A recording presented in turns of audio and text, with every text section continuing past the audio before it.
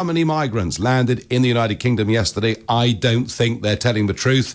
I will explain why. I'll also talk a little bit about Sky News, very much backing up what I was saying exclusively to you yesterday about this process of handover, where the French Navy escort migrant boats over the line into British waters, and our border force picked them up.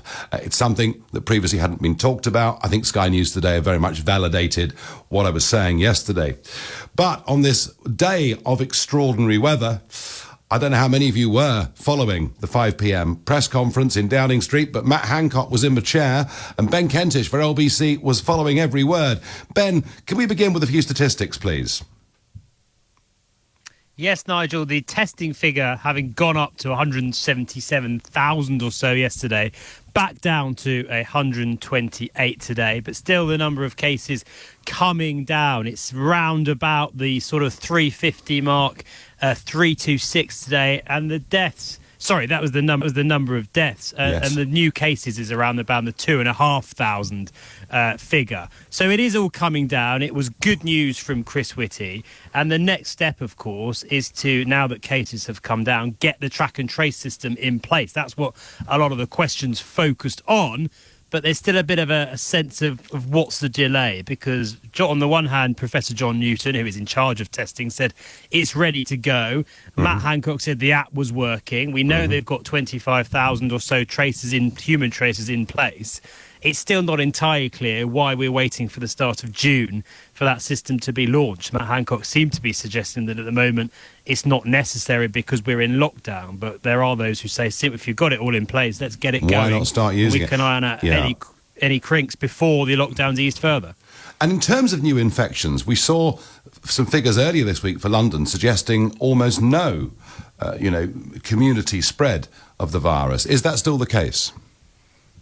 We don't, Nigel. We don't know. Those figures are slightly questionable because they only refer to the basically tests that had been processed in the lab yet. So we got a couple of very interesting new figures today at that press conference. The ONS survey, Office for National Statistics survey, suggests that as of last week or so, there were around 137,000 people in the country who had coronavirus, including about 61,000 new infections. So given that, it would be very, very surprising if in London there were no new infections. But the rate has been coming down. And we also know, from what Matt Hancock said at this press conference, that same study it also looks at whether people have previously had the virus. 5% across the UK, it found, had antibodies for coronavirus, but in London, 17%.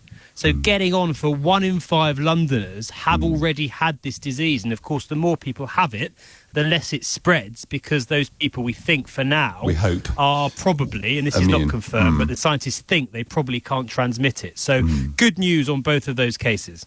Lovely. Ben, thank you very much indeed. Well, it's been, as I say, an absolutely amazing day, beautiful day. We've got a bank holiday weekend coming up, although it's tough to distinguish these days what a bank holiday really is.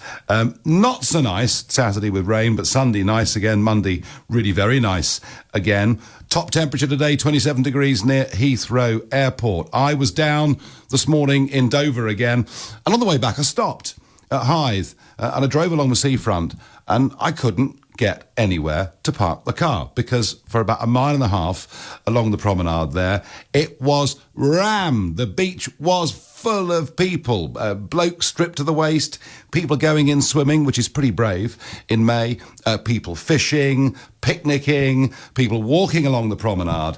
And I would say that whilst there's still a degree of social distancing, people are far less conscious of it than they were, certainly 2 months ago. And there are reports from parks and beaches and beauty spots elsewhere.